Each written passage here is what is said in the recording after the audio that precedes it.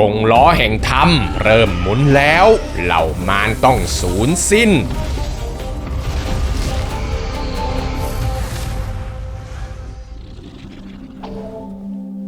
สวัสดีครับทุกคนครับผมนิกเองครับวันนี้นะครับเราเดินทางเข้าสู่ช่วงเวลาที่พระธรรมเริ่มเปล่งแสงจากป่าอันเงียบสงัดไปสู่แคว้นใหญ่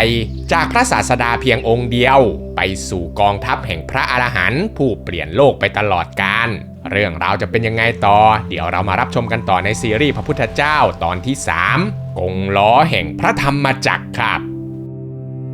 ติดต่อโฆษณาได้ที่ contactme.doodi@gmail.com สนับสนุนหลักพันร่วมสืบสารตำนานให้คงอยู่สืบไปณป่าอิสิปตนมฤคทายวันแขวนพาราณสีในขณะที่พระพุทธเจ้ากำลังบำเพ็ญเพียรกับปัญจวัคคีย์อย่างสงบยะสกุลบุตรลูกเศรษฐีในเมืองพาราณสีก็เกิดเบื่อหน่ายกับชีวิตที่แม้ว่าตัวเขาเองเนี่ยนะครับจะเกิดมาบนกองเงินกองทองมีปราสาทหลังงามและหญิงบำเรอมากมายแต่มาวันนี้ยะสกุลบุตรกลับรู้สึกวุ่นวายใจในยามค่ำคืนที่ควรจะมีความสุขกับเหล่านางบำเรอเขากลับเห็นนางบำเรอที่นอนสเปะสปะเป็นเหมือนกับซากศพกลางป่าช้าด้วยความวุ่นวายรำคาญใจค่ำคืนนั้นล่ะครับยะสกุลบุตรจึงเดินทางออกจากเมืองไปอย่างไม่มีเป้าหมายพร้อมกับอุทานว่าที่นี่วุ่นวายหนอที่นี่ขัดข้องหนอจนกระทั่งรุ่งเช้ายะสกุลบุตรก็เดินทางมาถึงป่าอิสิปตนมฤคทายวันและได้พบกับพระพุทธเจ้าพระพุทธเจ้าเนี่ยนะครับรับรู้ถึงความวุ่นวายในใจของยะสกุลบุตรได้ทันทีพระองค์จึงเรียกให้เขามานั่งฟังธรรมและบอกว่าที่นี่ไม่วุ่นวายที่นี่ไม่ขัดข้องก่อนจะแสดงธรรมอนุปปุพพิกถาเป็นการแสดงธรรมตามลำดับเพื่อชะล้างจิตใจของผู้ฟังให้บริสุทธิ์ด้วยอริยสัจสี่ความจริงอันประเสริฐยะสกุลบุตรจึงบรรลุเป็นพระอรหันต์ในทันทีด้านนายเศรษฐีและนางเศรษฐีเมื่อตื่นเช้าแล้วมาพบว่าลูกชายของตนเองหายออกไปจากบ้านพวกเขาก็ตกใจมากรีบเกณฑ์คนงานออกไปตามหายะสกุลบุตรตามที่ต่างๆทั้ง4ทิศจนนายเศรษฐีได้บังเอิญเดินมาถึงป่าอิสิปตนมฤคทายวันเขาก็ได้พบกับลูกชายและมีโอกาสได้ฟังธรรมะจากพระพุทธเจ้าจนได้ดวงตาเห็นธรรมก็เลยปฏิญาณตนเป็นพุทธมามกะเป็นอุบาสกคนแรกที่มีพระรัตนตรัยครบองค์3เป็นสรณะฝ่ายยะสกุลบุตรที่ไม่อาจจะกลับบ้านไปกับพ่อได้แล้วเพราะตอนนี้เขาต้องการจะอุปสมบทเป็นภิกษุนายเศรษฐีผู้เป็นพ่อจึงแสดงความยินดีด้วยและก็ลากลับบ้านไปคนเดียวจากนั้นยะสกุลบุตรก็ได้อุปสมบทเป็นภิกษุและได้ชื่อว่าพระยะสะซึ่งไม่นานครับพระยะสะก็ได้เดินทางกลับมาบ้านอีกครั้งพร้อมกับพระพุทธเจ้าและพอเมื่อมาถึงแม่กับภรรยาของพระยะสะก็ได้ฟังธรรมะและประกาศตัวเป็นพุทธมามกะทั้ง2นางจึงกลายเป็นอุบาสิกาคู่แรกของโลกและเพียงเวลาไม่นานนะครับเพื่อนๆของพระยะสะรวม54คนก็ได้มีโอกาสมาฟังธรรมะและออกบวชตามๆกันพระพุทธเจ้าก็คอยสั่งสอนพวกเขาจนทั้งหมดบรรลุเป็นพระอรหันต์ทำให้ในขณะนั้นมีพระอรหันต์บนโลกเพิ่มขึ้นเป็น61รูปและพอเมื่อมีสาวกมากพอแล้วพระพุทธเจ้าก็ส่งพระอรหันต์ทั้ง60รูปให้แยกย้ายกันไปประกาศพระศาสนาตามที่ต่างๆเพื่อประโยชน์สุขแก่ชนหมู่มากโดยมีเงื่อนไขว่าอย่าไปทางเดียวกัน2รูปซึ่งการเผยแผ่ศาสนานั้นนะครับก็เป็นไปด้วยดีมีชายมากมายที่ต้องการจะออกบวชอยู่ทั่วทุกสารทิศแต่การบวชในตอนนั้นเนี่ยนะครับจำเป็นจะต้องให้พระพุทธเจ้ากล่าววาจาบวชให้เสมอมันจึงเป็นเรื่องยากลำบากสำหรับผู้ที่อาศัยอยู่ในพื้นที่ห่างไกลหรือชนบทพระพุทธเจ้าจึงอนุญาตให้พระสาวกทำการอุปสมบทกันเองได้เพื่อความสะดวกในการขยายขอบเขตการเผยแผ่พุทธศาสนาต่อไปโดยพระสงฆ์เนี่ยจะอุปสมบทภิกษุใหม่ด้วยวิธีการบวชที่เรียกว่าติสารณคมนูปสัมปทา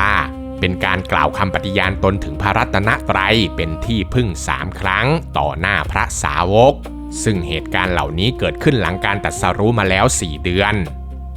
ส่วนพระพุทธเจ้าหลังจากที่อยู่ป่าอิสิปตนมฤคทายวันได้นานพอสมควรแล้วพระพุทธเจ้าพร้อมด้วยพระสาวกจำนวนหนึ่งก็ออกเดินทางต่อไปยังแคว้นมคธระหว่างทางที่เดินผ่านไร่ฝ้ายในอุรุเวลาเสนานิคมกลุ่มเพื่อนที่มีชื่อว่าภัทวัคคีก็กำลังออกตามหาหญิงแพทย์สยาคนหนึ่งที่ขโมยเครื่องประดับไปจากภัทยะชายโสดหนึ่งเดียวในกลุ่มที่ก่อนหน้านี้นะครับเพื่อนๆของภัทยะเนี่ยหวังดีอยากจะให้เพื่อนมีความสุขพวกเขาจึงพาหญิงแพทย์สยามาปรนนิบัติแต่ตอนนี้ทั้งหมดกลับต้องมาเดือดร้อนเพราะผู้หญิงคนนั้นระหว่างทางนี้เองพวกเขาก็ได้พบกับพระพุทธเจ้าก็เลยถูกพระองค์ถามว่าแสวงหาหญิงหรือแสวงหาตนดีกว่ากันทำให้กลุ่มภัทวัคคีที่ได้ฟังแบบนั้นเกิดดวงตาเห็นธรรมในทันทีเลยนะครับและก็เข้าอุปสมบทจนบรรลุเป็นพระอรหันต์พร้อมกันจากนั้นพระพุทธเจ้าก็ออกเดินทางต่อไปจนถึงริมแม่น้ำเนรัญชาราที่นั่นเองครับพระพุทธเจ้าได้มีโอกาสพบและสอน3พี่น้องชดินซึ่งได้แก่อุรุเวลกัสสปะพี่ชายคนโตที่มีบริวารถึง500คนนัททีกัสสปะพี่ชายคนรองมีบริวาร300คนและก็ขยากัสสปะน้องชายคนสุดท้องมีบริวารอยู่200คนซึ่งพวกเขาทั้งหมดนั้นนะครับอาศัยอยู่ตามริมฝั่งแม่น้ำเนรัญชาราเป็นนักบวชที่กล้าวผมและเป็นลัทธิบูชาไฟซึ่งพระพุทธเจ้าเนี่ยได้พบกับอุรุเวระกัสสปะพี่ชายคนโตก่อนพระองค์เนี่ยได้เข้าไปขอพักในโรงบูชาไฟของลัทธิเพียงลำพังซึ่งตอนแรกเนี่ยอุรุเวระกัสสปะก็ไม่ยินยอมและเตือนว่าในโรงพิธีนั้นมีนาคดุร้ายอาศัยอยู่แต่พระพุทธเจ้าเนี่ยก็ยังคงยืนกรานว่าจะพักอุรุเวระกัสสปะจึงอนุญาตพระพุทธเจ้าก็เลยเดินเข้าไปในโรงพิธีบูชาไฟและได้พบกับนาคที่ดุร้ายจริงๆมันปรากฏกายและพยายามเข้ามาทำร้ายพระพุทธองค์แต่พระพุทธองค์ก็ได้สำแดงอิทธิฤทธิ์บันดาลควันไฟและเปลวเพลิงขึ้นมาต่อสู้กับนาคและปราบนาคดุร้ายตนนั้นให้ลงมาขดอยู่ในบาตรได้สำเร็จจากนั้นพระพุทธเจ้าจึงเดินออกมาแสดงธรรมต่ออุรุเวระกัสสปะบอกให้เขาเนี่ยตระหนักถึงลัทธิของเขาที่ไม่มีแก่นสารถือตัวเองว่าเป็นผู้วิเศษแต่ความจริงเนี่ยไม่ได้เป็นแบบนั้นคำพูดนี้เองล่ะครับทำให้อุรุเวระกัสสปะสลดใจมากเช่นเดียวกับบริวารอีก500คนของเขาที่ได้ฟังธรรมข้อนี้ด้วยทั้งหมดจึงพากันกราบพระพุทธเจ้าและขออุปสมบทพากันทิ้งข้าวของลัทธิบูชาไฟลงแม่น้ำไปไม่นานครับนัททีกัสสปะและขยากัสสปะที่ตั้งอาสมอยู่ที่ปลายน้ำก็ได้เห็นข้าวของลัทธิบูชาไฟลอยมาตามสายน้ำทั้งสองเนี่ยตกใจมากคิดว่าคงเกิดอันตรายกับพี่ชายแน่พวกเขาจึงรีบพากันไปหาพี่ชายพร้อมกับเหล่าบริวารแต่พอเมื่อมาถึงพวกเขาก็ได้เห็นพี่ชายเปลี่ยนไปนับถือพระพุทธเจ้าแล้ว2พี่น้องเนี่ยก็แปลกใจมากแต่ก็ลองเปิดใจฟังธรรมะจากพระพุทธเจ้าดูและธรรมะเพียงสั้นๆเท่านั้นเองล่ะครับก็ทำให้นัททีกัสสปะกับขยากัสสปะเกิดความเลื่อมใสตัดสินใจพาบริวารของตัวเองบวชตามอุรุเวระกัสสปะทำให้ในเหตุการณ์ครั้งนั้นมีภิกษุสงฆ์เพิ่มขึ้นมากถึง 1,300 รูปเมื่อเหล่าชดินทั้งหมดบวชแล้วนะครับพระพุทธเจ้าก็พาพวกเขาทั้งหมดเดินทางไปยังเขาขยาศีสะใกล้ๆกับแม่น้ำเนรัญชาราแล้วจึงแสดงธรรมที่เหมาะสมกับจริตเดิมของลัทธิชดินนั่นก็คืออาทิตยปริยายสูตรให้แก่เหล่าภิกษุอดีตชดินได้ฟังโดยเปรียบเทียบว่าสิ่งทั้งปวงไม่ว่าจะเป็นตาหูจมูกลิ้นกายใจล้วนเป็นของร้อนเพราะไฟทุกข์ไฟกิเลสอันได้แก่ราคะโทสะ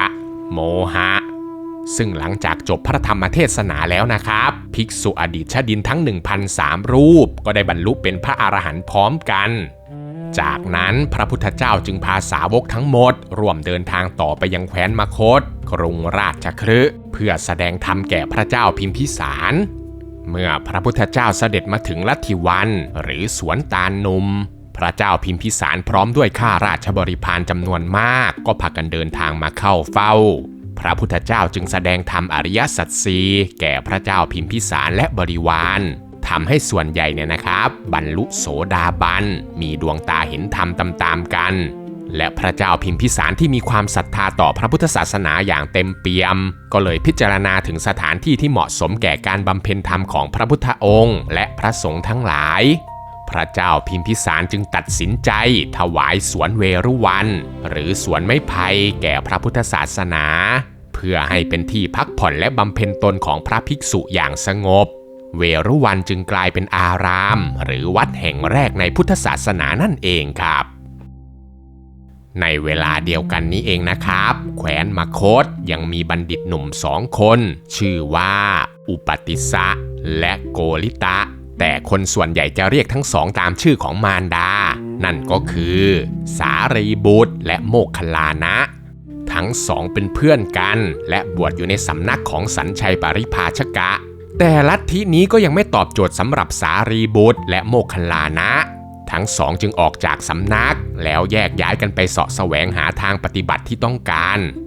กระทั่งพระสารีบุตรได้ไปพบกับพระอัสสชิกำลังเดินบิณฑบาตอยู่ในเมืองราชคฤห์สารีบุตรก็รู้สึกเลื่อมใสในอาการสงบของพระอัสสชิก็เลยเดินตามหลังไป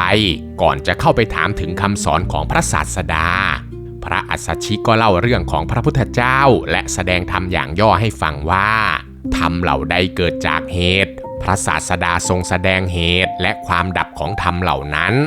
หมายถึงทุกสิ่งที่เกิดขึ้นในชีวิตไม่ได้เกิดขึ้นแบบลอยๆแต่มันมีเหตุมีปัจจัยที่ทำให้เกิดขึ้นและถ้าเรารู้เหตุของมันเราก็จะสามารถดับมันได้ด้วยการดับเหตุนั้นจากธรรมะข้อนี้เองล่ะครับทำให้สารีบุตรสามารถบรรลุธรรมมีดวงตาเห็นธรรมในทันทีและอยากจะพบกับพระพุทธเจ้าสักครั้งเมื่อรู้ว่าพระพุทธเจ้าอยู่ที่วัดเวรุวันจากพระอัสสชิสารีบุตรก็รีบกลับไปหาโมคคัลลานะเพื่อเล่าเรื่องที่ตนได้ฟังธรรมะจากพระอัสสชิให้เพื่อนได้รับรู้พร้อมกับชักชวนให้โมคคัลลานะเดินทางไปพบพระพุทธเจ้าพร้อมกันซึ่งโมคคัลลานะเนี่ยนะครับก็มีดวงตาเห็นธรรมในทันทีเมื่อได้ฟังธรรมะจากสารีบุตรก็เลยตัดสินใจเดินทางไปพบพระพุทธเจ้าพร้อมกับเพื่อนและเหล่าบริวารของทั้งสองอีก250 คนเมื่อทั้งหมดเดินทางมาถึงวัดเวรุวันแล้วพระพุทธเจ้าก็แสดงธรรมให้แก่พวกเขาทั้งหลายจนทุกคนเกิดความเลื่อมใสและขออุปสมบทเป็นภิกษุทั้งหมดและทุกคนที่มากันในวันนั้นเนี่ยนะครับต่างพากันบรรลุเป็นพระอรหันต์ในวันนั้นเลยเหลือเพียงก็แต่พระสารีบุตรและพระโมคคัลลานะเท่านั้นที่ยังไม่บรรลุเป็นอรหันต์ในทันทีซึ่งด้านพระโมคคัลลานะเนี่ยนะครับหลังจากที่ออกบวชมาได้7 วันก็ได้ไปบำเพ็ญตนอยู่เพียงลำพังที่บ้านกัลวาลมุตตคามแคว้นมคธขณะที่กำลังทำความเพียรอยู่นั้นเองพระโมคคัลลานะก็เกิดง่วงเหงาหาวนอนขึ้นมาจนไม่สามารถจะทำสมาธิได้พระพุทธเจ้าจึงไปปรากฏตัวต่อหน้าและบอกวิธีแก้ง่วงให้8 ประการเช่นการนึกถึงแสงสว่างการเอามือลูบตัวการล้างตาหรือถ้าไม่หายจริงๆก็ให้เอนกายลงนอนอย่างมีสติจนเมื่อพระโมคคัลลานะหายง่วงนอนแล้วพระพุทธเจ้าก็แสดงธรรมะเรื่องการไม่ยึดมั่นถือมั่นเห็นถึงความไม่เที่ยงของสุขทุกข์เมื่อเห็นความไม่เที่ยงจิตจะเกิดความนายและคลายความยึดติดในสิ่งนั้นตอนนั้นเองล่ะครับพระโมคคัลลานะก็บรรลุเป็นอรหันต์พร้อมด้วยปัญญาที่แตกฉานเข้าใจลึกซึ้งในพระธรรมวินัยทันทีและกลายเป็นสาวกที่มีอิทธิฤทธิ์สามารถเนรมิตกายเหาะเหินเดินอากาศทั้งยังรู้ใจผู้อื่นได้อย่างคล่องแคล่วพระพุทธเจ้าจึงให้พระโมคคัลลานะเป็นพระอัครสาวกเบื้องซ้ายและได้รับยกย่องว่าเป็นเอตทัคคะผู้มีฤทธิ์มากในเวลาต่อมานั่นเองส่วนทางด้านพระสารีบุตรหลังจากที่อุปสมบทมาได้15 วันท่านก็ได้มีโอกาสไปถวายการพัดวีให้พระพุทธเจ้าณถ้ำสุกรขาตาเขาคิชกูฏกรุงราชคฤห์ในวันนั้นนะครับมีนักบวชนอกศาสนาที่ชื่อว่าทีฆนคะซึ่งมีศักดิ์เป็นหลานของพระสารีบุตรได้เข้ามาถามปัญหาธรรมะกับพระพุทธเจ้าซึ่งทีฆนคะนั้นเป็นผู้ที่ไม่พอใจในทิฏฐิของผู้อื่นและมักจะมีความเห็นที่ยึดติดพระพุทธเจ้าจึงแสดงธรรมเรื่องเวทนาปริคหสูตรหรือทีฆนคะสูตรเป็นธรรมที่ชี้ให้เห็นโทษของการยึดติดในความเห็นหรือทิฏฐิ และสอนให้ปล่อยวางความยึดมั่นในกายและความรู้สึกตอนนั้นเองล่ะครับที่คณขะปริภาชกะก็มีดวงตาเห็นธรรมหมดสิ้นความเคลือบแคลงสงสัยในพระพุทธศาสนาและประกาศตนเป็นอุบาสกนับตั้งแต่นั้นซึ่งพระสารีบุตรที่นั่งถวายงานพัดวีอยู่เบื้องหลังนี้เองก็ได้ฟังพระธรรมเทศนาไปด้วยจึงมีโอกาสใช้ปัญญาพิจารณาตามและทำให้จิตหลุดพ้นจากกิเลสไม่ยึดมั่นถือมั่นและบรรลุเป็นพระอรหันต์ไปในที่สุดกลายเป็นกำลังสำคัญในการประกาศพระศาสนาได้รับตำแหน่งเป็นพระอัครสาวกเบื้องขวาที่พระพุทธเจ้ายกย่องว่าเป็นเลิศทางด้านมีปัญญาอย่างมากและภายหลังจากที่พระพุทธเจ้ามีพระอัครสาวกเบื้องซ้ายและเบื้องขวาแล้ววันหนึ่งครับพระพุทธองค์ก็ได้เดินทางไปยังใต้ร่มไทรต้นหนึ่งระหว่างกรุงราชคฤห์และเมืองนาลันทาเพื่อรอพบกับปิปผลิมานพบุตรชายในสกุลกัสสปะโคตซึ่งปิปผลิมานพนั้นนะครับกำลังเบื่อหน่ายในกามและต้องการออกบวชเพื่อหาทางหลุดพ้นเมื่อปิปผลิมานพได้มาพบกับพระพุทธเจ้าและเกิดความเลื่อมใสพระพุทธเจ้าจึงอุปสมบทให้ปิปผลิมานพเป็นพระมหากัสสปะด้วยโอวาทปฏิฆหนูปสัมปทาเป็นการบวชโดยให้โอวาท3ข้อไปปฏิบัติคือให้มีความละอายและเกรงใจในภิกษุทั้งที่เป็นพระเถระและพระนวกะข้อที่2ก็คือให้ตั้งใจฟังธรรมะและพิจารณาเนื้อความแห่งธรรมนั้นอย่างท่องแท้ส่วนข้อที่3ก็คือให้พิจารณากายไม่ให้ปราศจากสติและภายหลังจากการอุปสมบทเพียงแค่8วันพระมหากัสสปะก็ได้บรรลุเป็นพระอรหันต์ได้รับยกย่องเป็นเอตทัคคะผู้เป็นเลิศในทางผู้ทรงธุดงค์กลายมาเป็นอีกหนึ่งกำลังสำคัญในการเผยแผ่พุทธศาสนาของพระพุทธองค์ต่อไปครับเส้นทางของพระพุทธเจ้ายังไม่จบเพียงเท่านี้นะครับทุกคนหลังจากที่พระศาสนาเริ่มอย่างรากในแคว้นมคธเหตุการณ์อัศจรรย์ครั้งใหญ่ก็กำลังจะเกิดขึ้นเรื่องราวจะเป็นยังไงต่อเดี๋ยวเรามารับชมกันต่อในวันพรุ่งนี้นะครับอีกหนึ่งช่องทางในการสนับสนุนทีมงานนั่นก็คือการเลือกซื้อสินค้าชนิดใดก็ได้ผ่านทางลิงก์สินค้าที่ขึ้นอยู่ใต้คลิปนี้หรือเพื่อนๆจะสมัครเข้ามาเป็นสมาชิกช่องส่งซุปเปอร์แตงหรือเพียงแค่กดไลค์กดแชร์คลิปนี้ออกไปก็เป็นการสนับสนุนพวกเราอีกทางหนึ่งแล้วล่ะครับสำหรับคลิปนี้ก็มีเพียงเท่านี้เนาะแล้วเจอกันใหม่คลิปวิดีโอหน้าครับผมสวัสดีครับบ๊ายบาย